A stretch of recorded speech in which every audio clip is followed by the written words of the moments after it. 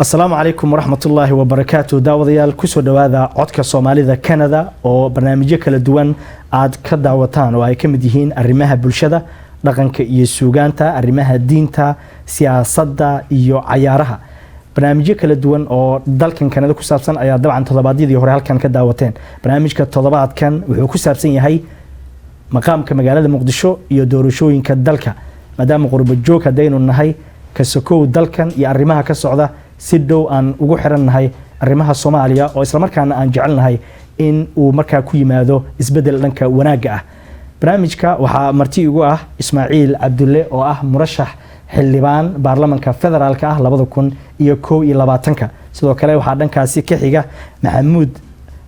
maxamed muuse oo muuse markaas loo yaqaano ah suxufi hore oo rugcada dhanka saxaafadda aad loogu yaqaan isla markaana baraka ah magaaladan Toronto. dhanka kale waxaa barnaamijka martida kamid ah Dr. Shariif Cusmaan oo ah bare jaamacadda Muqdisho iyo sidoo kale Mahad Indhadeero oo ah fanaan aad wada garanaysaan isla markaana si dhow ula socda siyaasadda dalka. barnaamijka waxaa sidoo kale halka fadhiya oo iyaguna barnaamijka qayb ka ah su'aalo weydiin iyo fikrad dhiibashaba dadka nagala soo qayb galo iyaguna aan u mahadcelinayno oo su'aalahooda iyo fikradahooda barnaamijka ee markaasi ku biiran doona. waxaan marnaba ilaawi karin inaan u mahadceliyo dhanka farsamada laantood barnaamijkan oonan idin suuragelin ama noo suuragelin idin soo gaaro oo ugu horeeyo Cali Bakri bin Sheikh oo dhanka farsamada jooga iyo waliba Mahad Carabow iyo Muxudiin Jaamac sidoo kalena bahda dhamaantood codka Soomaalida Kanada halkan ayaan ugu mahadcelinayaa barnaamijka gacanta ay ka geysteen ilaa haddana ay ka geysanayaan. dhamaantiin soo dhawaada marka laga hadlayo maqaam magaalo dabcan ma ahan arrin fudud waxay u baahan tahay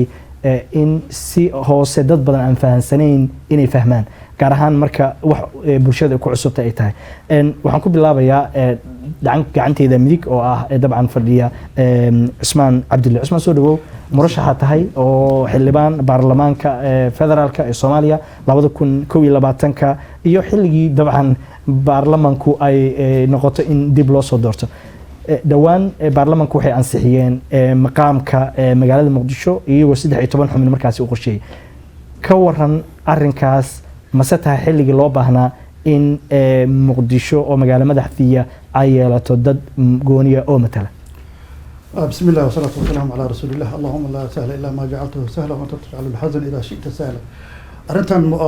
مقامك مقدشو وأرن مهمة أمد الصوماليين waxay u tahay guul soo hoyatay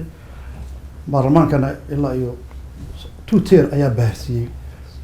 boqolkii 42 cod ayaa lagu baahsiyay marka waa guul soo hoyatay in maanta ay hesho matalaad laakiin waxa wali waxa dhiman maqaamkii taana waxa guul u tahay dawladdan hadda joogto ayaa madaxweyne ka yahay محمد عبد الله iyo ra'iisul wasaare Xasan Cali Khayre ayaa proposalka noo keenay waan ugu mahadcelinaynaa waxaan rajaynaynaa inay dhameystiraan ay maqaamka ay keenaan. waa tahay maxamed matalaad Muqdisho ka dhawaajiyay Ismaan sidoo kalena maqaamka ayuu rajaynayaa in la helo. Muqdisho kale baraato wax badan aad la socotaa marka magaalooyinka laga hadlayo. ka waran Muqdisho kale oo caasimadii dalka marka la leeyahay waxay yeelanaysaa matalaad iyo maqaam u gooniya. السلام عليكم ورحمة الله وبركاته. مركو وهرس وحن أمهات علينا عدك سومالي ذا كنديان كهالكن دكان كراهن عدك وذكو هذا الشيء مناسبة أي إنه قبل قابية إنه فكر كان كديبنو مركو وهرس وحوي إن لك لفهمه وحلي هذا مثلات المقام مثلات وحوي حلبان ذي ومثلي لها مركزي مقالة مقدشو انتهى ترى بين قنيان سيدان الله صو دورانيا حالك هذا محون قنيا وكسر ليسيه لكن مثلا وحويه وحين قنيسا مقول أهم بالله قادن دونا وح الله قادن دونا استيد سيد استيدية الجرا كم ده مركا مشكلة ده قدرن أو تعالى وحويه أو أرنتن runtii controversial ka dhigtay waxay ahayd waxa way constitution kiba waxa ku qoran qodobkiisa 17aad in konton iyo 4 xubnood uu ka kooban yahay aqalka sare waxa la baasgareeyay oo la gudbiyay oo ka gudbay baarlamaanka hoosena wuxuu ahaa in la siiyo tiradii matalaadda ahayd. marka matalaaddii waxaa la rabay inay ka soo hormarto, waayo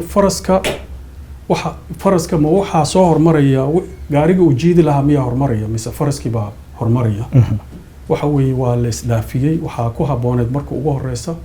in la isla meel dhigo matalaadda. maxay noqonaysaa matalaaddii? yaa matalaya? matalaadda yeelanayaan muxuu yahay? marka xoogaa halkaasaa waxyaabo ka qaldameen oo dadka mataqaana controversial xoogaa noqotay marka loo fiiriyo constitutionka, iyadoo aan constitutionkii la furin oo 54 hadda ay ku dhan yihiin oo iyada laftigooda ku timid markooda hore si qalada ku timid. waayo qodobka koowaad ee dastuurka wuxuu qorayaa qof walba oo shakhsi ah oo Soomaaliyeed oo citizen ah waa in uu matalaad ku yeeshaa mataqaana haddii noqon lahayd baarlamaanada aqalka hore, aqalka sare iyo aqalka hoose. dad u matala waa inay leeyihiin shakhsi walba. laakiin waxa weeye arrintaas xoogaa yar waxaa taagan. maxamuud wuxuu leeyahay Dr. Shariif Cusmaan waxay ahayd bal dastuurkii tirada ku qornayd oo la dhammaystiray oo aqalkii ay ku dhan yihiin sare bedelkii tiro kale intay doontaba ha noqotay walow 13 lagu daray hadda in ba horta dastuurkii tiradii la kordhiyo kadibna ay xubnihii loo soo maaragtay lagu daray. muqdisho aad baraka tahay oo in badanna siyaasadda Soomaaliya waad la socotaa waadna ku dhex jirtaa, bal sidee arrimahaas isku qabanayaan dabcan? sida dastuurka uu qoraayo oo dee dastuurkii naftiisii ay dhibaato ka taagan tahay oo isaga naftiisii uusan dhammaystirnayn oo xaalad qabyo qoraal oo weli ku jiro welina aan la ansixin ayaa waxaa timid arrintii muqdisho barnaamijkeeda waa barnaamij ay isku haystaan gobolka muqdisho oo dadka muqdisho oo degan meeshaas ay rabaan inay helaan cid matasha iyo goboladii wadanka ama isteedyadii wadanka oo aan jeclayn sida qaybta ay ku socoto. isteedyada oo aqalka sare uu matalo qaybaha ay leeyihiin hadda kuma jirto muqdisho, laakiin dhibaatada ay leedahay waxay noqonaysaa qaybtii markii horeeto lagu saleeyey wixii loo yaqaanay 4.5 oo aynan ku jirin muqdisho. haddii hadda muqdisho qayb la siiyo ay soo gasho marka in xisaabtii sidii la rabay aynan ku imaanin. sidee lagu qaybsanaa dood ka imaan kartaa? ay ka imaan kartaa marka waxay noqonaysaa marka muqdisho sida ay rabta haddii loo yeelo in tiradii 4.5 ay miisaankii luminayso markii horeeto lagu soo dejiyey. taa waaye marka in marka u horeysa arrintu ay tahay in horta dastuurka lagu soo qoro heshiis laga gaaro arrintaas markaas ka bacdina qaybta timaado. waa tahay su-aal kalan mar kale si dhammaantiin idin weydiin doonaa, laakiin mahad bal aan weydiiyo sida doctorka uu sheegay dabcan qaylaa ka timid markii baarlamaanka uu meel mariyey 13 xubin in muqdisho marka ay matalaan iyadoo aan bal la gaarin qaabkii loo qaybsan lahaa. mahad maxay qayladaa timid dadka ay ka timid maamulada ay ka timid ay sulugsan yihiin kula tahay? waa mahadsantahay Xuseen. waxaan salaamayaa dhammaan ummadda Soomaaliyeed meel kastoo ay joogaan. waxaan u mahadcelinayaa anoon magacyadooda mid u sheegaynin barnaamijkan dhalinyarada saraysay Soomaali maaragtay Canadian marka runtii waa ka xumahay in arrintaani ay xilligan timaado maqaamka. markii saas la yidhaahdo arrintan waa iska sensitive. sababtaan saa u leeyahay waxa weeye dadku waxay isku hayaan ma arrin siyaasadeed ba, maadaama siyaasaddii guud ee dalka ay runtii wax badan ka qaldan yihiin. xilliga barnaamijkan la meel marin hayo anagoo la soconnaa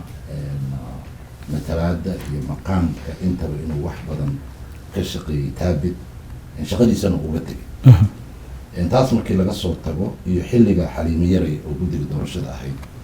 one day in labadaas arrin ay iskor fuusho doorashadii saas la yidhaha. marka dadka Soomaaliyeed waa xigto, waa dad walaala waxaanu diyaar u nahay soomaaliya ama ay diyaar u yihiin soomaaliya in la dardargeliyo siyaasadeed marka waa very sensitive marka aan leeyahay waxa waa in laga fiirsadaa marka anigu aan idhaahdo arrintaasi ma fiicna macnaheedu ma aha marka adi maxay kula tahay mahad ahaan qaylada xaggee ka timid maxaa sababaya in ansixintaas laga daba qayliyo may hogaanka dalka ayaa runtii aan ka fiirsan brofesorka uu sheegay wariyuhu uu sheegay hogaanka dalka maanta haya ayaa wax qalday waxa uu qaldayna waa wax banaanka yaala maxaa yeelay markii lasoo dhiraangeliyo xiliyada lagu jiro maqaamka 13 ee aqalka sare si degdeg ah looma baasin karo waxay leedahay process waxay leedahay wada tashi gacan isqabsi iyo wada fariisi leedahay iyadoo intaa aan la sameyno processkaas soo maray ugu malaynayo in arrintaasi ay sax tahay waad mahadsan tahay mahad daawadayaal codka soomaalida Canada ayaad kala socotaan barnaamij aan uga hadlayno matalaadda ama maqaamka magaalada Muqdisho iyo doorashooyinka dalka Ismaaciil Cabdulle qayla ka timid arrinkan oo maamul goboleedyada sida Puntland oo kale way ka hadashay wayna ka hortimid waliba sidaas si lamida waxa la leeyahay hadda sida dadka dooda ka qayb galaya sheegayaan wixii waa la kala hormariyay waxaa jira hadallo kale sheegaya dawladda lafteedu in dhinaca iska aamusinaysay arrintan saa darteed maaragtay baarlamaankii lagu cadaadiyay inay meel mariyaan taasoo sababtay in haddana maamul goboleedyadii qaarkood oo marka horeba dawladda xiriir wanaagsan aan lahayn ay sii fogaadaan maxaad ku jawaab lahayd arrinkaas horta Soomaaliya waxay ku jirtaa dib u heshiisiin haddaan kaaga soo bilaabo 2000kii carta ilaa iyo maanta waa 2020 waxaa laga joogaa 20 sano 20 sano waxay ku jirtaa dib u heshiisiin marba qolobo qolay u dhiibaysay marka dawladda hadda joogto oo yani hogaanka hadda joogan hogaankii kaliya ee hadda keenay waa in maqaamka Muqdisho sababta 3 milyan oo qof aan matalaad lahayn wax aqliga saliimka oo qabali kara ma aha يعني إن السياسية نوع عن أرد كل صومالي مش كل دقين ولا يقان وح الوقوع يبصر هو قبيل صومالي حقيقي وح الوقوع يبصر هو 4.5 وقبائل وحقيقة صدق طبعا كان 4.5 صدق طبعا كان صومالي هذا اللي سي دتك إسكال ريال مقدشة إسكال واحد اللي سي وريال مقدشة ريال مقدشة أي ويسي قانون أي أنا سيوقع يبصر هو ويا قانون لكن الله السياسيين هذا صومالي يحكوا جبت دبشين ده إن هر الله سي وضع dawladdan loogu mahad celiyo shaqada ay qabatay anigu kulay saas ay ila muuqataa magaalada Muqdisho noqotay hadaan dib ugu noqono kun sano ka badan jirtaa magaalo hadda dhisantay oo hadda timid ma saddex magaalo waxa leeyahay magaalada waa la wada degan yahay yes horena waa loo wada deganaa walow lagu kala badan yahay Soomaaliya 4.5 wax ku qaybsatay haddana maadaama tiradan lagu dhex tuuray baarlamaankii la meel mariyay dadku waxay qabaan qaarkood in haddana 4.5 lagu wada مقدشو مقالة كل سنة كبدا جرتو صدق مقالة وعد شيء كرت مرة ومقدشو سيلع يحرر أنت ضد بسكوت ببدلها إلى مرة أمور بالحسينة حتى أمور الدجوال يا غان إذا أنا أبغى أنا قبيلي وحنا نشوف لكن صومال واستقان هدي قروا ولا قروا ضدك الدجوال يا غان مقدشو ضدك الدجوال يا غان مركا هدي لقى قلمود ضدك سوى جوال يا غان هدي لقى هلا هذا صومال يهرجس ضدك الدجوال يا غان صومال واستقان marka in la siyaaseen baasha oo xog fiican ta Soomaaliya eelay ku dhacday eelan laga soo saarooyo Shariif Sheekh Axmed markuu madaxweynaha ka ahaa wadanka wuxuu sameeyay garow 2 oo u jeedo inaan cadaalad ahayn laakiin wuxuu sameeyay compromise ku sameeyay waxay ahayd in Soomaaliya lagu qabto one man one vote yani lagu qabto doorasho aan dibadda mardam Djibouti la aadan wayna dhacday marka mar walba Soomaaliya compromise ha jiro in ummadda la isku soo dhaweeyo anigu waxaan qabaa marka tan hadda maxamed Cabdullaahi Farmaajo iyo wasaar Xasan Al-Khayr ay sameeyeen inay tahay bilow fiican in matalaad la sameeyo dadka qaasatan dadka reer Muqdisho degan qaasatan dadka reer Banaadir xaqoodii xaqiya loo iftiinay reer Banaadir maanta Soomaaliya dadka degan waa dad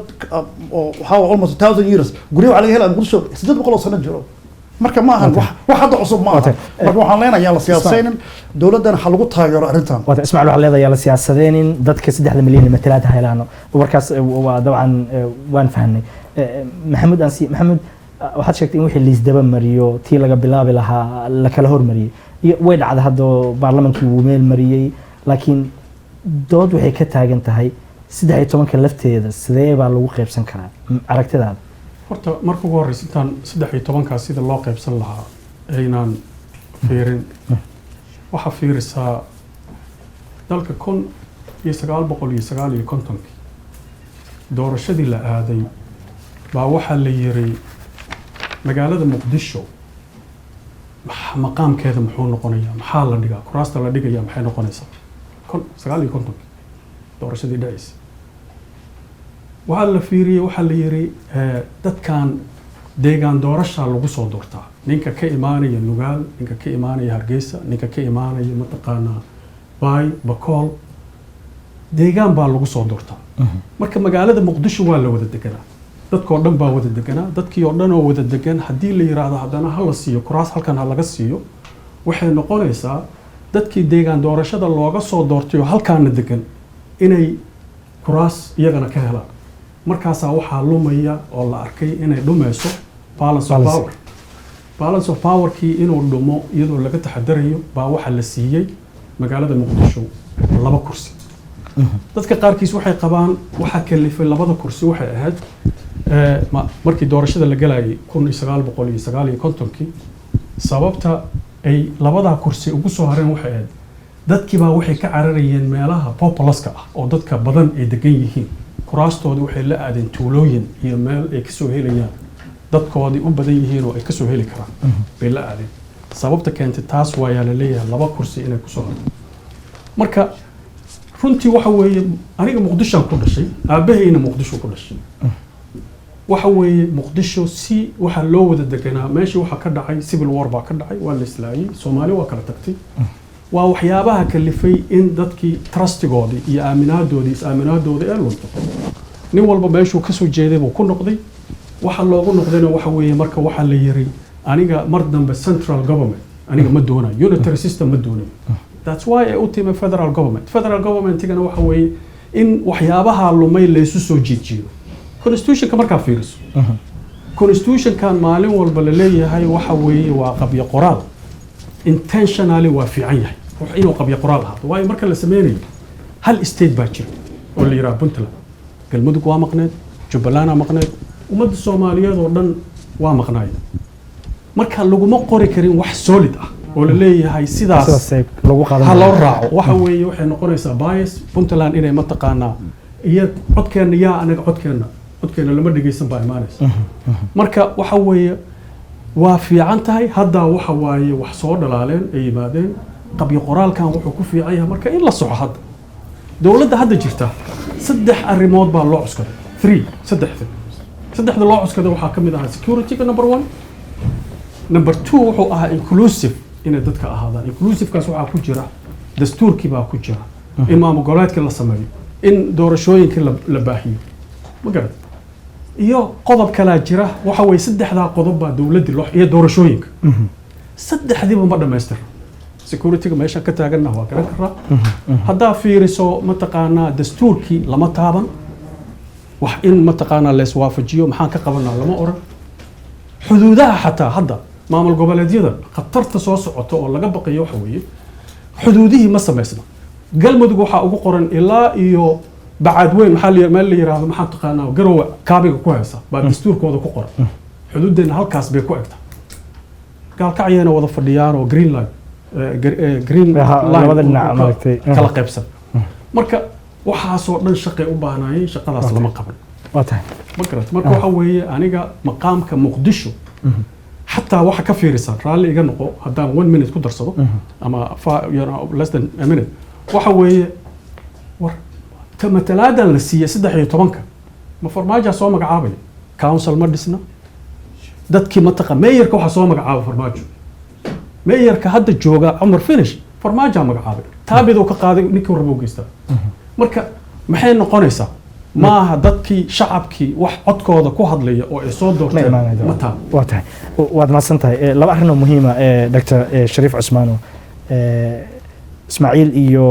Maxamuud baa ay ka dhawaajiyeen mid balance ku salaysan iyo mid in 3 milyan matalaad ay helaan. Dr. dabcan waad la socotaa siyaasadda Soomaaliya iyo isqabqabsigeeda iyo hadii jeer xal in la raadiyo iyo tanaasul inuu yimaado. waxaa leeyahay Soomaali federal nidaam federal ay qaadatay, maamul goboleedyadii nidaam walba oo maamul goboleedu leeyahay, walow federaalka laftiisa qaab qaldan aan u qaadanay oo weli aad ka dhadhamin karto sida hadda uu sheegay Garowe qofka degan waa la yaqaanaa Hirshabeelle qofka degan waa la yaqaanaa macnaha laga dhadhansan kara qabiilka laftiisa qofka markii lagu dhaho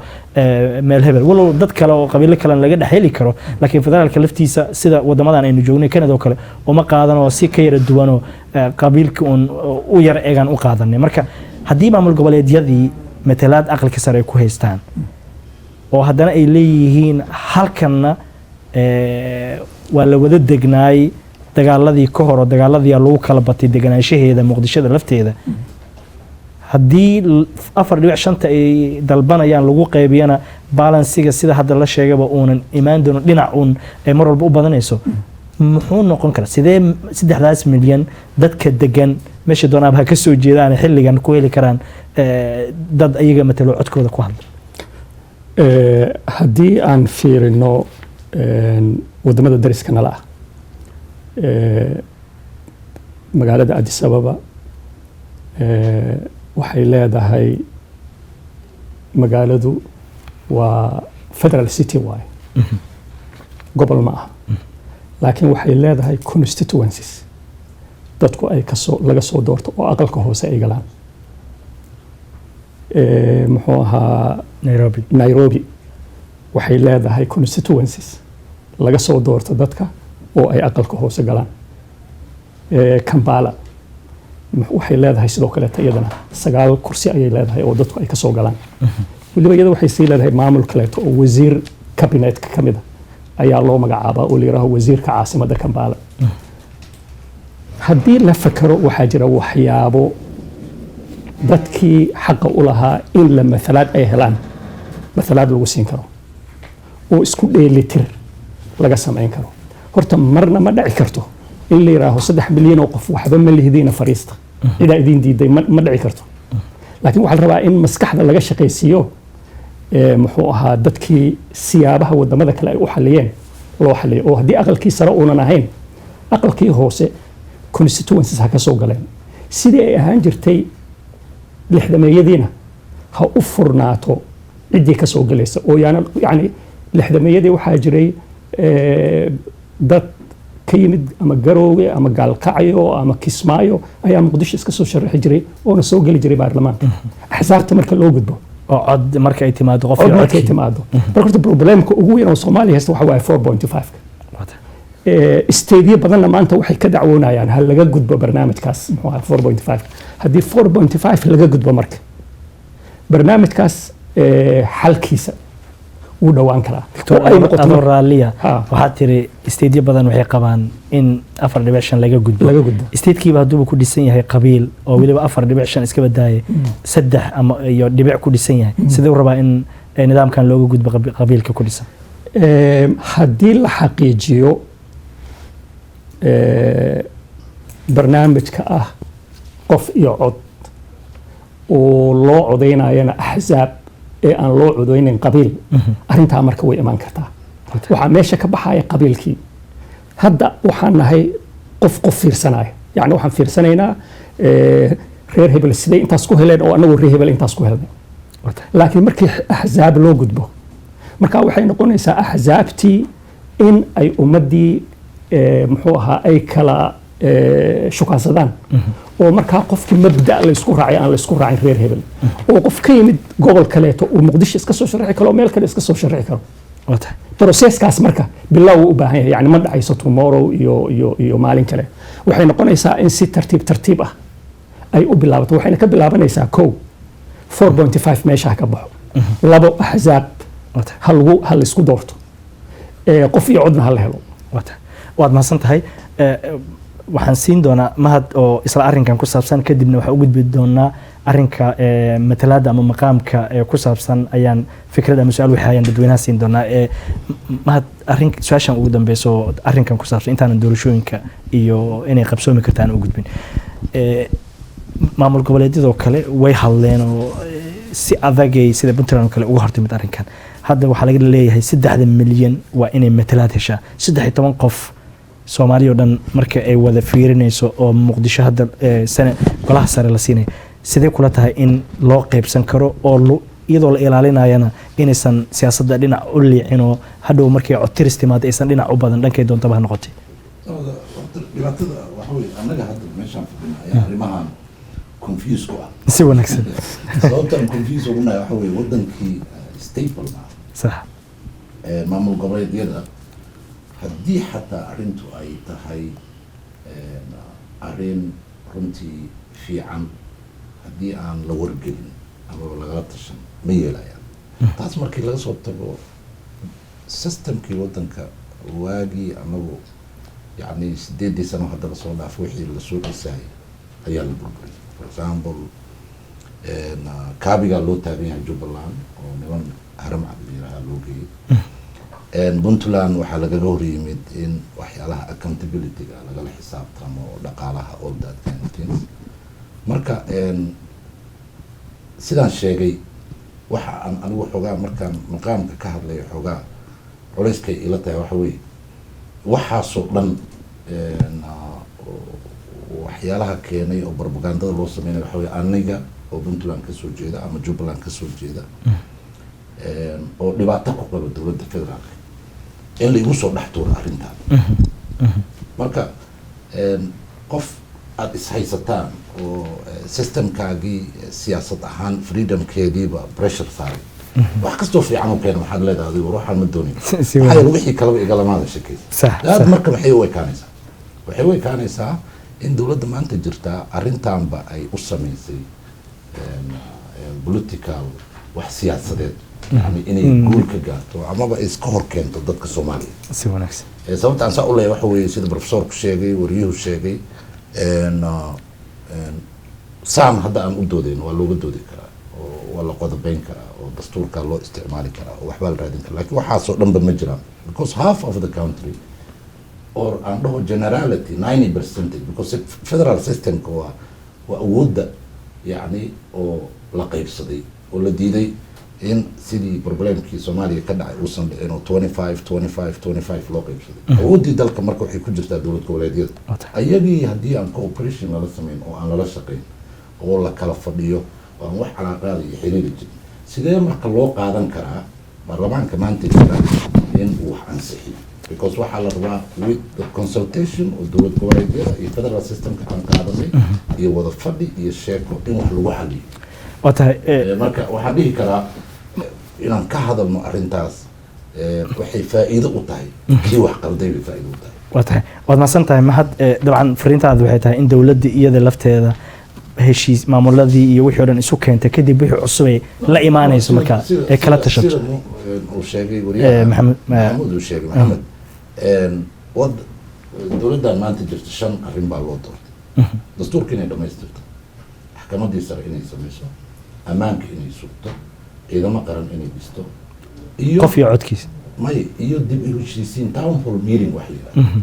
oo dadkan taraamaha ku dhacay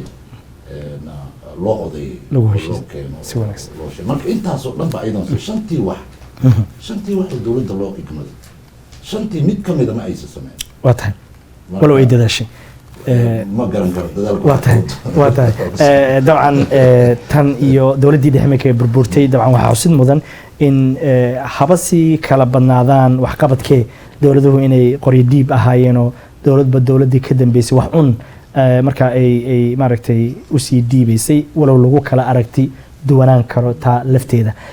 maqaamka ama matalaada magaalada muqdisho iyo doorashooyinka dalka ayaan ka hadlaynaa codka soomaalida Canada ayaad nagala socotaan waxaan u gudbi doonaa arrinta ku saabsan doorashooyinka dalka doorasho ma ka dhici kartaa dalka laakiin intaan mawduucaas u gudbin isla arrintan ku saabsan maqaamka muqdisho ama matalaada ayaa waxaan siinayaa fikrad ama mid ku saabsan su'aal dadka barnaamijka nagala qayb galaya tan doorashada dabcan haddii su'aal aad ka qabtaan ama dib aan u dhignayna waa tan maqaamka ama matalaada ku saabsan soo dhawaada runtii hadda arrinta laga hadlayo waa arrin markii la gaaro muqdisho ay xaqeeda u baahan tahay inay hesho wixii xaqeeda ah waxay u baahan tahay dad ayaa matala dad ku hadla afkooda laakiin waxaa la yidhi chicken eggs keebaa feerista horeeya labadooda keebaa horeeya midka horeeya waa la yaqaan marka dastuurka iyo ku dhawaaqidda waxaa horeysa dastuurku wuxuu noo ogolaado waa qaadanayna hadda golihii baarlamaanka baa sixiyey aqalka sarena weli ma sixin baashaana way soo socotay oo waqti dheer ay soo socotay oo madaxweyne xasan sheekh macnaha madaxweyne xasan intaasba waa lasoo karkarinayay farmaajo iyo macnaha sidoo kale laakiin waqtiga hadda la keenay waxaan u malaynaya inaan ahayn waqti munaasaba oo dadkii aanka deegaanka deganaa ama laga wada hadli karo sida loo waxaynayo dadka la siinayo waxa in orda dastuurku markuu ansixiyo aqalka sarena ansixiyo markaas discussion dheer baa la geli karaa laakiin ayadoo dowladdii dhammeed ee xilkeeda ka haray couple months in macnaha wax la iska tuuro sida meena camal waxa ummadii walaalaha ahayd oo wada dhashay oo isjeclaa kursigan waa shaydaan waa ayaa waxaa dhici karta inuu iska hor keeno marka maqaamka xamar way u baahan tahay dad matala oo shicibkooda toortaan waxay xaq u leeyihiinna in la siiyo sida runta la sheegana kuraastan waxaa lagu kala qaatay siduu sheegay professorka ay sheegeenba maxaa Emma Muuse la wada sheegaba waxaa lagu qaatay 4.5 4.5 lagu qaatana waa tiro go-an iyo limit baa la bixiyay si loo ilaaliyo xaqdarra inay dhicin sulbursan inay dhicin Soomaaliya waxay isku dishay ee ku baabaaday oo maanta wadankan u burburay wax kale ma waa qof raba qofkii la inuu xaqiisa qaato marka waxaan runtii aan leeyahay waa warta wax lagu farax in mar hadda Muqdisho la xasuusto oo la yiraahdo Muqdisho xaq bay leedahay waa wax aad u fiican oo soo dhaweynayna laakiin waqtigeeda ma tahay sharciga iyo dastuurkuna ma la isku raacay marka waxaan u arkaa arrin la rabo ummadii in xoogaa buuq la geliyo oo siyaasadda meel u socotay meel kale loo jeediyo wax la isku diidan yahay ma laha wax la isaga soo horjeeda ma laha Muqdisho waa dhibaataysan tahay canshuurteeda waa la qaada laguma celiyo xaq bay u leedahay lagu celiyo laakiin waqtigeeda dowladda timaada waxay ahayd farmaajo aad baan ugu mahad celinayaa ra-iisul wasaare khayre waxay ahayd arrintan in la bilaabo mar hore si loo dharaandhiriyo looga wada hadlo si fiican marka kaliir looga dhigo hadda laakiin waqti laga hadli karo iyo waqtigeeda ma joogo waa tahay cabdirashiid aad ayaad u mahadsan tahay sidoo kale haddii Dr. Thabit uu ku darayo arrinkan maqaamka ku saabsan intaanan u gudbin doorashooyinka marka ugu horeyso maqaamka Muqdisho markii laga hadlayo horta maxaa magaalada Muqdisho maxaa ku nool dhowr 3 milyan iyo in ka badan sideedana sanadka ama aqalka sare muxuu mathalaa gobolada aqalka hoosena wuxuu mathalaa shacabka Soomaalida haddii magaaladan Muqdisho haddii la xisaabtamo ama statistic la sameeyo laga yaabo inay ka badan tahay dowlad goboleedka barkood marka xaq maxay u leeyihiin horta inay helaan qaybtooda aniga ra'yi ahaan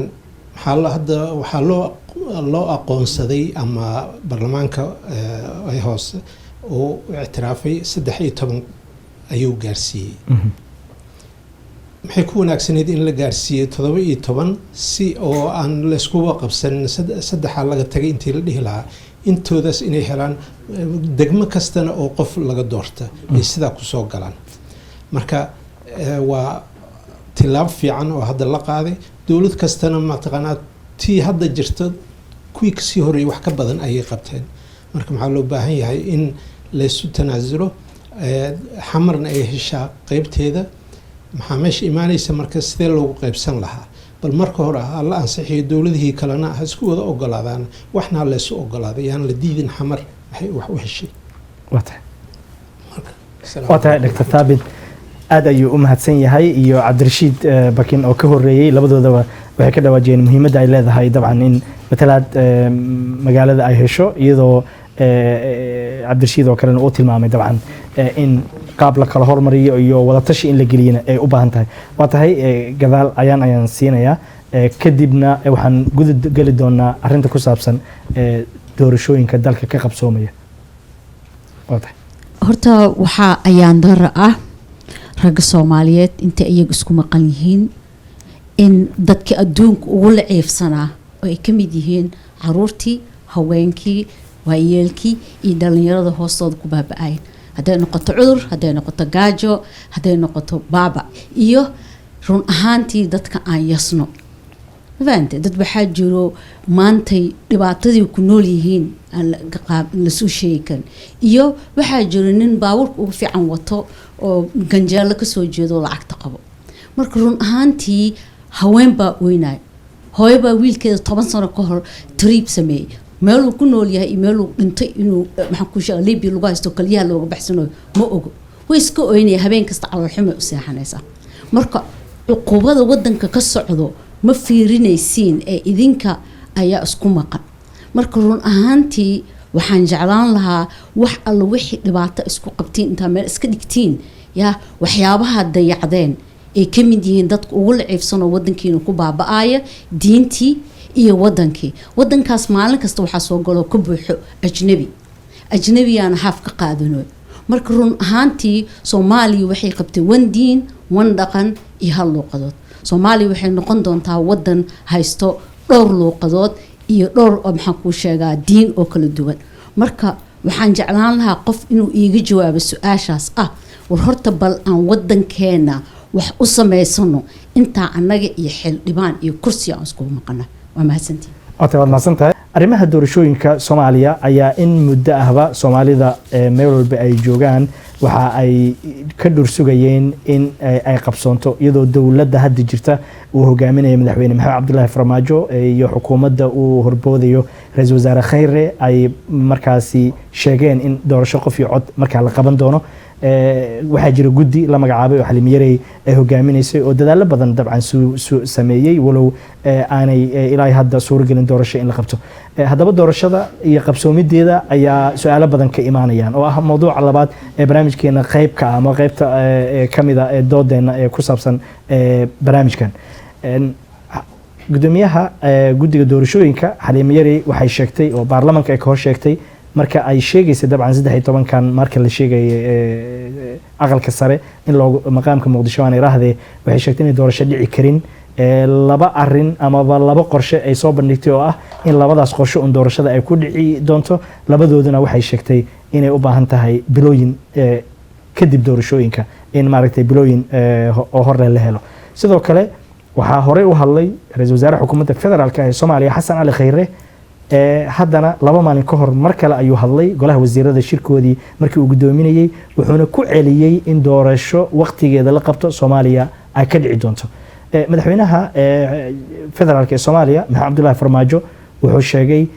uu ku raacay ra'iisul wasaarihiisa in doorasho xilligeeda ay qabsoomi doonto walow uu sheegay mid dastuurka iyo sharciga waafaqsan oo su'aalo dadka ay ka keenaan su'aalahaas oo dabcan in midda xalimiyeray ee soo bandhigtay oo madaxweynuhuna oo markaa uu saxiixay miyay noqon kartaa mise waxay noqon kartaa mid ra'iisul wasaaruhu uu cadeeyay oo ah inaan maalin lagu darsanin xilligii doorashada oo November baarlamaanka ku eg kadibna madaxweynaha ee sanadka soo socda bilowgiisa haddaba tan ayaan su'aal gelinaynaa dhuusamareeb waxaa ka bilowday shir maanta socday oo madaxweynayaasha maamul goboleedyada isugu yimaadeen inagoo og markii maamul goboleedyada ay shirayaan iyo dawladda dhexe ay ku jirtay maamulka gobolka Banaadirna gudoomiyaheedu uu qayb ka ahaan jiray taasna hadda aysan dhicin oo kaliya maamul goboleedyadii si iskooda ay u shirayaan waxaan ku bilaabayaa Cusmaan murashaxa taa xildhibaan laakiin lama oga xilliga doorasho ay dhici doonto madaxweynuhu wuxuu leeyahay ra'iisul wasaaruhuba doorasho waqtigeedii loogu talagalay oo aan waqti ku darsasho lahayn ayaa dhici karta guddigii baarlamaanka guddigii doorashooyinka iyaga ay magacaabeenna waxay sheegeen inaysan doorasho dhici karin dhuusamareebna shira ka socda arrinkaas ku saabsan maxay kula tahay doorasho inay Soomaaliya ka dhici karto goormaysa ka dhici karto horta waxaan u mahadcelinayaa shirkan hadda ka socda galmudug oo yani dowladdan galmudug yani horumar ay la gaaray ayay tahay maanta yani miraha laga goranayo galmudug waa hadda 5 bilood ay jirtaa dowladdan laakiin kor waxaa soo dhisay madaxweyne Farmaajo iyo Xasan Ali Khayre waqti badan ay geliyeen qaasatan ra'iisul wasaare Xasan Ali Khayre wuxuu geliyay almost 40 maalmood ayuu deganaa mirihina maanta la gorana oo maanta Soomaaliya masiirka Soomaaliya looga hadlayo dhuusamareeb horta waa humbaliyana reer galmudug iyo madaxweyne Qorqor sharafka iyo horumarka ay gaareen maanta inay ummadda isku wacaan ay Soomaaliya isku keenaan waa arrin guul la gaaray horta 4 sano waxaa qasaba in dowlad ay dhacdo 4 sano wax Soomaaliya isku raacdo way taas 4 sano hadda waxaa ka dhiman 7 bilood marka seerna marka doorashada dhacayso waa see u ekaanaysaa 7 bilood tan madaxweynaha ka dhimata baarlamaanka ka yar 4 bilood ka dhimata November dabcan hadaan waxaan ka rabnaa marka see u ekaanaysaa madaxweynuhu waa ra'iisul wasaare waa cadeeyay doorasho inay dhacayso waqtigeeda ay dhacayso madaxweynaha ra'iisul wasaare waa cadeeyay madaxweynuhu waa ku raacay mana diidana ayagu haddana dowlad goboleedyada ayagaa laga warso ayagana xubinay ka yihiin laakiin weli yaan iloobin baarlamaanka soomaaliya hadda ee muqdisho joogo waxay matalaan dowlad goboleedyada ayaa laga soo doortay ayagay matalaan xaliim yarey waa guddi madax banaan doorashadaas yani say u dhaceysana banaankay soo dhigtay way sheegtay waqtigay ku dhaceyso waxay tiri juulaay ilaa iyo juulaay 13 bilood saasa dhaceysa lacag intaasaan loo baahanya iyadu marka wixii waa noo kala cad yihiin marka su-aasha toos ismaaciil ku weydiinaya waxay tahay doorasho waqtigeeda aanan dib ugu dhicin soomaaliya ma ka dhici kartaa way ka dhici kartaa yes maxaa caddeyn u ah waxaa caddeyn u ah haddii horta doorashooyinka soo maray wadanka waxay ahaayeen doorashooyin baarlamaaniga oo ah 275 qofood in 275 qofood ay doortaan madaxweyne 275 ay ka yimaadaan dowlad goboleedyadii weli maanta hadda kursuushadu way kala qaybsan yihiin baarlamaankii golaha sare ilaa iyo golaha dacwad way kala qaybsan yihiin ismaaciil adoo raalli haddii aan dhahno doorasho dalka way waan siin doonaa dadka doodka nagala qayb galay haddii taada aan ku raaco doorasho waqtigeeda sida madaxda ay sheegeen way dhici kartaa oo aan ognahay maamul goboleedyadii halka xaaladooda iyo dowladdii dhexe ay kala marayaan oo aan ognahay xaaladii amni oo aan ognahay inuusan maxkamad dastuuriya amaba aanan jirin marka la sameynayo doorasho qof iyo cod waxay u baahan tahay afti in la qaado dadka tirakoob ugu yaraan in la sameeyo xitaa sidee doorasho ku dhici kartaa 5 bil ka yar inagoo og doorasho iyo abaabulkeeda iyo waqtiga u baahan tahay iyo dhaqaalaha u baahan tahay dowladda ku horeysay dowladda xasan sheekh ayaa tirakoob sameysay oo wasaaradda qorsheynta markuu ka ahaa cabdiraxmaan cayntu ka ahaa waa wax rekoreen noogu jiraan wax yani hadda dib u bareyna ma ahan haddii la raaco markay wax walba meesha ay noo yaalaan I think in la dhigi karo hadda dowladda Soomaaliya meelo badan ay haysataa sida shabeellada dhexe iyo hiira galmudug oo kale hirshabeel oo kale baa iyo bakool oo kale garow oo kale haddii la dhigo haddii nimankan reer Puntland iyo Jubbaland let me finish Jubbaland haddii ay يعني باش سأوجدنا وقارئ كتاك دولة سياسة صوت وقت أنا هيسنا أنا كفلان قينا إسلا أرنتان لكن أنا وقت يسير لما أنت محمد سودو بل إسماعيل العليا دور الشوي دي كرتا وقت كذا مدح ذي شيكتي wuxuu sidoo kale carabaaday dowladda meelo badan ay codeen ka sameyn karto garow iyo kismaayo iyo dhusmareeb iyo galmudug iyo maamul goboleedyada ay ku jiraan maamul goboleedyadii dowladda faraha kuma hayso ilaa hadda si gooni oo madax bannaan ay u shirayaan sida hadda xusnayba galmudug martigelisay dhusmareeb shir ka socda sidee doorasho ma kula tahay doorasho horta xilligeeda dhici karto inay Soomaaliya xilligan ka qabsoomi karto haddii ahay tahayna sababta may hadday tahayna maxaad ku salan lahayd runtii aniga waxaan aaminsanahay doorasho waqtigeeda ku dhacda waa ay dhici kartaa waana waxaa kalifay maamul goboleedyada maanta inay u fadhiyaan dhusmareeb waxa weeye muddo ku siman sanad iyo bar madaxweyne farmaajo iyo dowlad goboleedyada wax xiriir ah oo ka dhaxeeyay ma aani jirin waxa weeye markii ugu dhoweyd waxay ahayd markuu aadayay Hargeysa Somaliland aadayay buu wuxuu ku marti qaaday bisha 5teeda inay isu yimaadaan raalli noqo markii madaxweynaha Hargeysa tagay madaxweynaha farmaajo markuu Hargeysa u socdaalayay Djibouti dabcan Somaliland la hadlay Djibouti sorry raalli sorry buu wuxuu yiri horta markii ugu horeysa zoomka ku wada kulmeen waxay isla go'aansadeen in bisha 5teeda la kulmo waxaan ogahay in one condition lagu xiro xeerarka afarta ah ee hor yaala baarlamaanka hoose inuu joojiyo dhaguhu ka fureystay afartii xeer hawshooday watay iyagana waxay diideen bisha 5teeda inay ku kulmaan magaalada Muqdisho taas ayaana productigeeda wuxuu noqday in maanta lagu shirsan yahay dhusmareeb waxa marka ay arkeen constitutionka qodobkiisa 54 baa kala qeexaya sida uu yahay ay u wada shaqeynayaan maamul goboleedyada iyo dowladda dhexe waxaa loo daayay 4 shay baa liya halkaas idinka mas'uulka ah wixii ka soo hara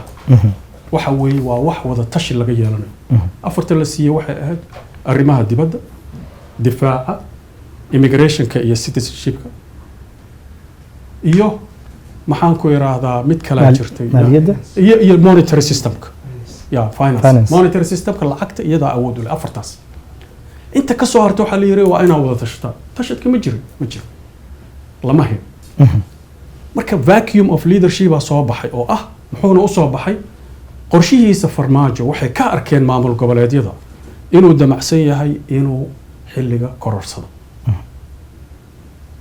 xaliima yarayna xataa waxaa la yiri George bisha 27 ma aanu yeelin marka sidaasaa keentay ma dhici kartaa waa dhici kartaa see ku dhici kartaa waa in loo noqdaa oda dhaqameedkii soo xuli jiray baarlamaanka inuu soo xulo 4.5 ka lagu soo xuli jiray lagu keeno baarlamaanka hadda fadhiya sidaa lagu bedelo bisha December waa wax saas ku dhici kara one man one vote aniga waxaan aaminsanahay xataa 13 bilood ee qabsatay gabadha waxaa loo arkaa in meeshan iska fadhi farmaajo no joog inay noqonayso sidaas ay u arkeen maamul goboleedyada qatartaas ay arkeen waxay qatartaas kaga hortageen inay fariistaan oo ay go'aan ka gaaraan waa u fadhiyaan Ismaaciil jawaab midaas u haya laakiin aan doctorka siibal doctor waad u jeedaa halkay wax u socdaan oo waxaan tahay qofka noogu xog ogaalsan dhanka aqoonta ka soo wadankiiad joogtaa oo waxaad ka dhigtaa baraad ka tahay waadna ogto waxyaabaha socda dhanka maamul goboleedyada sidee kula tahay doorashooyinkan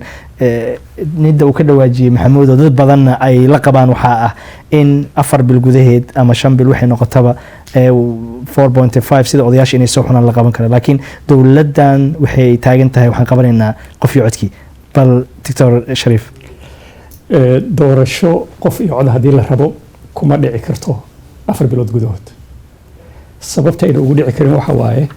marka horeysa waxaa la rabaa dadkii codeyn lahaa in la register gareeyo oo ID kaara loo sameeyo taa waxay qaadanaysaa dad ugu yaraan 2 milyan oo qof inay u baahan yihiin registration waqtiga ugu badana tan ugu baxaya taas waaye biometric system haddii la galo iyadana way kasii badnaanaysaa yacni in inta meel doorashadu ay ka dhacayso horta la maabgareeyo muxuu ahaa loo diro dadkii dadka soo qori lahaa waa garanaysaa ma kaliya marka dadku intaay maalan magaalo ka soo qaad marka oo kaleeto la yiraaho waxaa la register garanaya yacni kumanaan qofaa soo baxayso saf dheer la galayo waxay qaadanaysaa ugu yaraan bil 2 bilood inuu socdo registration kaliya magaalo walba marka Soomaaliya oo dhan horta in la identify gareeyo meelaha doorashadu ay ka dhacayso meelahaas intuu marka la soo register gareeyo dadkii waqti u baahan okay meesha arintay ka jirta waay marka haddii fiir muhiimadda midda aasiisida ku xiranta ma waxaad rabtaa doorasho qof iyo cod ah inay markii ugu horreysay Soomaaliya ay ka dhacdo oo aan ka gudubno isjiidkii dheeraa oo aan soo marnay mase waxaad rabtaa in aysan dowladda hadda jirtaa aynan waxba ku darsanin ayaa target ku ah kee target ku ah yani marka haddii la yiraaho yani in odayaal dhaqameed ay soo xulaan xildhibaano waxay ahayd corruption cad oo aad u jeedo codka la kala gadanayo yani ninkii lacag haysta ayaa kuu soo galaya qof Soomaaliya oo u ah qualified inuu mathalo dadka uu rabo inuu mathalo oo maxaan ku raacaa aan lacag haysanin ama aan cidi dabada ka riixayn ma soo bixi karo marka waxay u baahan yihiin dadka Soomaalida laba inay kala doortaan inay corruption koodii ku sii socdaan iyo in waxaan laga baxo oo ay sacrifice sameeyaan in muxuu ahaa 12 bilood kale ama 8 bilood wixii ay noqoto ay ku dhameyn karaan shaqada guddiga doorashooyinka laakiin doctor dadku waxay leeyihiin xitaa 13 bil oo dad badanna maxamuud ay la qabaan 13 bil xitaa doorasho qof iyo codkii laguma qaban karo arrimo badan oo doorasho qof iyo cod in la qabto saldhig u ah oo aanan xilligan 13 bil iyo wax u dhow aanan lagu sameyn karin taa maxaad ka Xuseen horta taariikhda amniga kamida dabcan taariikhda haddaan fiirino horta xilligii loo dowladihiina soo maray doorasho waqtigeedii lagu qabtay ma jiro walba kala dheeraa waa la lahaa baarto lagu darsan jiray si wanaagsan waa la isku adkeysan jiray horta la isku adkeysto marka waxaa leedahay caadadii sunnadaas ha socoto haddii la rabo inaan dalcadda ka degno si wanaagsan waa in la adkeystaa oo sacrifice u yimaadaa haddii laakiin ay tahay hal isfiirsado oo hebel wallahi inaan ogolayn inuu maalin ku darsado dee marka waa isla luus gareynaynaa marka laakiin aan waxaan qabaa wax ka xun ma jiraan hal su-aal oo waqtigana qaybihii dambe barnaamijkeenaan soo gaarnay dadkana waan siin doonaa waan soo koobaynaa inta wixii ka dambeeya laakiin doctor dadka qaar waxay qabaan in dowladihii hore ku darsashadooda lafteeda saansaan in mar un qaban doonaan ay jirtay haddase kala fogaanshaha siyaasadeed ee jira darteed dadka niyadjab waxaa jira xitaa 13 bil inay ku qabsan karin taa adima ku muuqata runtii meesha ay mushkiladdu ka jirta waa meeshaas maadaama uunan fiicnayn dowladda federaalka iyo dowlad goboleedyada mimbariska ka ah federaalka calaaqaadkooda uusan fiicnayn meesha ay dhibaatadu ka jirta waa taas haddii uu fiicnaan lahaa markaa waxaa imaan lahayd in compromise laysla gaaro saan aniga hadda qabana waxaa imaan doonta in compromise uu dhaco xaaladan hadda shirkan loo fadhiyo dhusamareeb waxaan rajaynaynaa inuu ka soo baxo isfaham markaasita waxaan rajaynaynaa inuu laisku fahmay inuu ka soo baxo compromise uu dhaco oo markaasna ay noqoto laakiin ani waxaan qabaa soomaaliya wax ka xun ma jirto in odayadii dadkii lasoo xulayay oo lacagta la kala qaadanayay mar labaad lagu noqdo wax ka xun ma jiraan wadamaad adoo soo koobay waa dhegeysana professor kalta maanta waa isla socda hadda xogaa waxaa moodaa inaan kala si wanaagsan runtaan saa u leeyahay waxa weeye yaa nagu qasbay inaan ka fekerno maanta inaan kusoo noqono 4.5 waxaa nagu qasbay hogaanka maanta jira oo aan marnaba isku dayin inuu labisigaas asaasiga ah oo waxyaabaha ay dadku dhigsadeen oo 4.5 ah oo anigu oo runtii aanan ka helin oo dadka soomaaliyeedna aysan ka helin in dib loogu soo noqdo waxay noqonaysaa 4.5ka xalkii oo aan xaqa ahayn oo macnaheedu uu ahaa in lagu badbaadiyo in carqalad ay timaado aragtida maanta soomaaliya ka muuqata waa siyaasad ku salaysan pressure ku bilaabatay pressure 3 sano iyo xoogaa pressure ku dhimaatay sababtaan saa u leeyahay waxa weeye markii legitimacy presidentigii uu shaqadiisii lumiyey 3 bil iyo 3 sano iyo dhowr bilood kadib la yiraahdo maxaan sameynaa iyo waxba ma qaban karno oo sida wariyuhu sheegay waxay u muuqataa aragti noocaasa maxaa yeelay dowladda tani markii la doortay oo ummadda soomaaliyeed ay wada taageertay wixii ugu horreeyay ay samaysay waxay ahayd ififaalo colaadeed iyo ififaalo ku salaysan pressure oo ay ka mid tahay cabdiraxmaan cabdishakuur oo ay ka mid tahay cabdi qaydiid oo ay ka mid tahay aragtida hadda ugu dambeysay dhuusamareed oo ay ka mid tahay jubbaland waxaas oo system ah oo actually ciladeeda iyo problemkeeda iyo dhibaatadeeda wata markii aad create karayso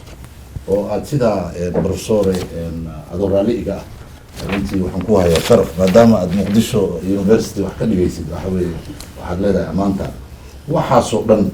oo dhibaato ah oo dalka soomaaliya dowladdii markii ay u geysatay maanta inay dadkii soo hor istaagto ay tiraa waxaan rabaa 13 bilood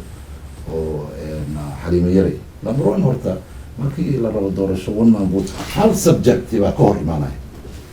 hal subject baa ka hor imaanaya subjectay ka hor imaanaya ama arrinta ka hor imaanaysa waxay tahay ammaanka dalku sideeye tusaalaan ku siinaya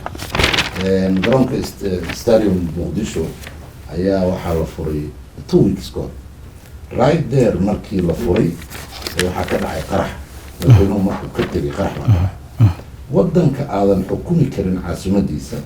waddanka aad runtii dekadiisa canshuurteeda share divided niman xag jira iyo dowladda ay tahay sidee isugu dayeysaa inaad doorashii haddii dhib ka jiro dalka raalli idinka ogaa haddii dalka dhib ka jiro dhibku waa 4.5 laakiin yaa noo keenay 4.5 inuu kusoo noqdo aragtidaas waxa weeye waa hogaanka maanta jiro uu madaxweyne ka yahay maxamed cabdulaahi maxamed farmaajo waad mahadsan tahay mahad waxaan siinayaa waxaan soo gaarnay gabagabadii barnaamijka waxaan siinayaa dadka dabcan nala fadhiya bismillaahi raxmaani raxiim anigoo ah Foosiye Axmed Dubey waxaan u hadlayaa muqdisho maqaamkeeda muqdisho waxaa ku nool 3 milyan waxayna u baahan tahay maqaam iyo si ay ku helaan dadkaas doorasho xor ah iyo dad matalo marka dadkaasna hadhowne hala isku soo laabto wixii oo si u kala qaybsana laakiin hadda waxay u baahan yihiin ya maqaamay rabaan iyo dad matalo hal daqiiqo oo halka sida aan u aragnay sidee doorasho Soomaalida dhan isku waafaqsan tahay dalka ugu dhici kara waqtiga hadheerada ama hadhawaado ayaan idin weydiin doonaa oo min hal daqiiqa aan qof walba siin doono laakiin aan siiyo dadka halkan fadhiya Cabdirashiid ay dabcan mikrofon kasta iyo Dr. Thabit iyo qofkii rabo inuu ka hadlaba adoo na soo koobaya fikrad dabcan arrinta ku saabsan doorashooyinka fikradaada adoo soo koobaya hal daqiiqo soo koobaya fadlan xuseen aad ma santahay mar labaad doorashada ma dhici kartaa waqti loogu talagalay runtii aad iyo aad horta maalin farxad ba hadda aniga aad ii soo gashay bal waxaan dhan waa walwalsanaa walwalka waxaan ku walwalsanaa wax kale ma ahayn wadankan meel dheer baa laga keenay haddii ay wax yaroo khalad uu mar dhaco ama civil war lagu laabto waxa weeye meeshii iyo dhibkii lasoo maray baa lagu laaban karaa hadda laakiin saddexdan beri runtii aad baa u faraxsanaa markii aan dhageystay ra-iisul wasaare khayre oo runtii anigu ciyaartooy baan banooni ciyaari jiray difoosaan u ahay oo aad iyo aad baan difooso u ahay leadershipnimadiisa iyo siduu maarata kartinimada wax u wado runtii aad baan u taageersana marka khudbadii maalinta dhawooda ka jeediyay golaha wasiirada oo uu yiri doorashadu waqtigeeday dhacaysaa aad bay farxad ii gelisay because waxaa weeye xisbiyadii ama madaxweynayaashii hore ee wadanka joogay oo macnaha maamuladii wadanka jira oo dhan aad bay su-aashaas ugu dheganayeen marka taa farxad bay gelisay farxadda kale oo ah runtii hadda aan sii helna waxaa weeye oo halkaan rabaa inaan caawa jaaniskan aan madaxweynaha galmudug qoorqoor runtii aan u diro hambalyo iyo leadershipnimada ula soo baxay inuu macnaha goboladii maamuladii Soomaaliyeed ee ka jiray ee ka ah dawladda hoose macnaha maamulkii ka hooseeyay inuu isugu yeeray oo ay ka wada hadlayaan kana wada tashanayaan sidii Soomaaliya aan loogu celin meeshii ka timid marka runtii aniga ahaan asabakin ahaana last 4 days I'm a good sleeping because waxaan aad iyo aad uga waliyay inuu wax yar oo hadduu dhaco dumintu waa easy laakiin way adag tahay very hard marka I'm very glad aniga waxaan aaminsanahay khayrana aan runtii aaminsanahay inuu shaqadan 5 bilood oo ka hartay inuu nin doorashadeeda iyo darashada iyo kartideeda leh inuu yahay oo arintaas uu dharaan dhirin karo maamuladan hadda ku shiriyeen galmudugna in ilaahay waxaan ka baryaynaa ay ka soo baxdo sidoo khayr u yiri in la wada hadalka furmo la wada waxeeyo marka aniga hadda runtii waxaan aaminsanahay doorasho one man one vote ilaahay xaqiisa waxba kama وديع كرت لكن صوماليا وقت يقول له جرو واتاي ون مان ون فوت دور شقف يعود يوليه لكن واتاي دكتور ثابت هديات كدريسو ادو سو كوبي طبعا السلام عليكم مره لبعض horta wax lagu faano mataqaana dawladda hadda jirta madaxweynaha iyo prime ministerka iyo xukuumaddiisaba inay isku kalsoon yihiin ay leeyihiin doorashadii way dhacaysaa waqtigeedayna ku dhacaysaa inkastoo inala muuqato inay adag tahay taas inay suurtoobo laakiin maxaan arki jirnay dawlad oo weydiisanaysa waqtihana loogu daro si ay meesha muddo dheer u sii joogaan dad dhahay doorashadii hadda hana loo qabto maxay ka dhigan tahay in dadka mucaaradka ah ama dowlad goboleedka inay ayagoo baryo tama yiraahdaan waqtigan ku weydiisanayna noogu dar marka ilaahay xaqiisana waxna kama ah inay suurtoodo laakiin dadaal ay wadaan waan ku faraxsanahay taas waatahay Dr. Thabit aad ayuu u mahadsan yahay waxa xusud mudan sida Dr. Thabit uu ka dawaajiyay in dawladdu madaxweynaha ra'iisul wasaaruhu ay isku waafaqsan yihiin in doorasho xilligeeda ay dhacdo ma dhici kartaa mase dhici karto taas waa arrin kale oo u baahan jawaabo in loo helo gabagabadii aan soo gaarnay barnaamijkeena hal daqiiqo ayaan martida siinaya barnaamijka ila fadhiya Ismaaciil Cabdulla ayaan ku bilaabayaa xubin baarlamaanka federaal oo sharaxan Ismaaciil ama dib ha u dhacdo ama xilligeeda ha qabsoonto macnaha doorasho qofiyood ha qabsoonto ay raahdeen ama odayaal la soo xulaanay sidee doorasho la isku waafaqsan yahay markaas Soomaaliya ugu dhici kartaa halka muxuu noqon karaa adoo noo soo koobay dabcan hal daqiiqo halka wuxuu noqon karaa Soomaaliya waa shir power yani dowladda hadda jirto madaxweyne Cabdullaahi Farmaajo iyo ra'iisul wasaare Xasan Cali Khayre baarlamaankii oo wada fadhiisto iyo saamiliyada siyaasadda ayagana sida hadda maanta ay ka mid yihiin saamiliyada siyaasadda qolooyinka xisbiyada ah la wada fadhiisto la wada hadlo wax walba waa la xallin karaa Soomaaliya ma ahan 100 milyan Soomaaliya waa less than 10 million people I believe Soomaaliya future fiican inay leedahay dadka maanta Soomaaliya hadda u fiirsato boqolkiiba 70 waa under 30 soddon sano ka yaryihiin marka mustaqbal dadka haddii aan jihayno next lixdan sano soo socdo Soomaaliya future fiican ay yeelanaysaa waa nasan Maxamed horta waxaan kusoo gabagabeynaya aniga maadaama hal daqiiqo kaliya la siiyey ilaahay talada wanaagsan ha waafajiyo amiin qulubtoodana ha isu soo dumo waxa walbana waxa ay ku hagaagaan compromise iyo isu tanasul iyo mataqaana waxa weeye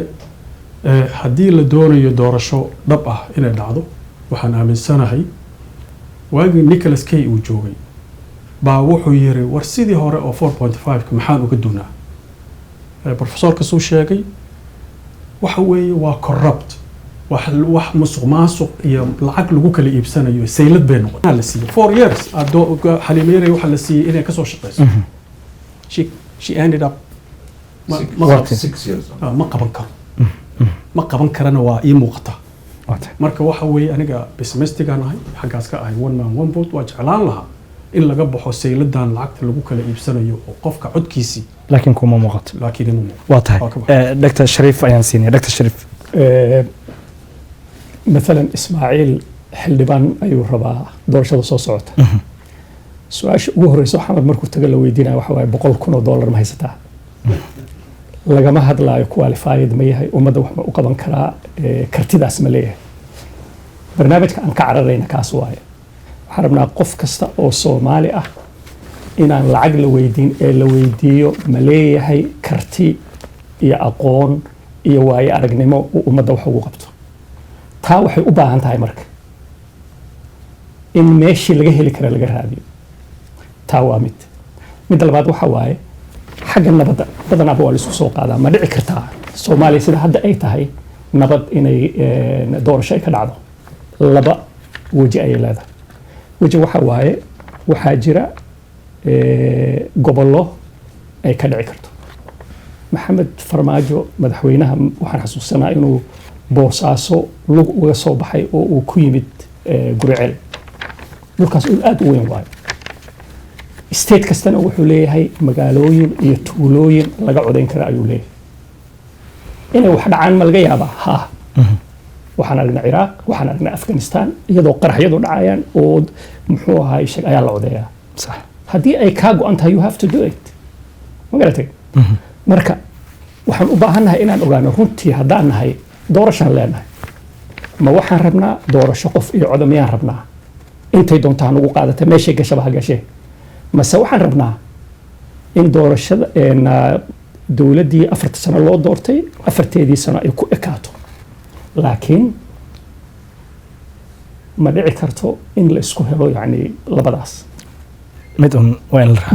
raaca waa taad maadsan tahay mahad maadinadeer waa sheegay halku wuxuu noqonayaa in sidii teendadii horta waa lagu soo noqonaya isku dooran jiray waa muuqataa xalimeeray oo guddiga doorashada ah waa sheegtay waxay tiri ayadoon heshiis la ahayn waraysigeeda ugu dambeeyay doorasho ma dhacayso laakiin muhiimadda ugu weyn waxa weeye hoggaan ka maanta jira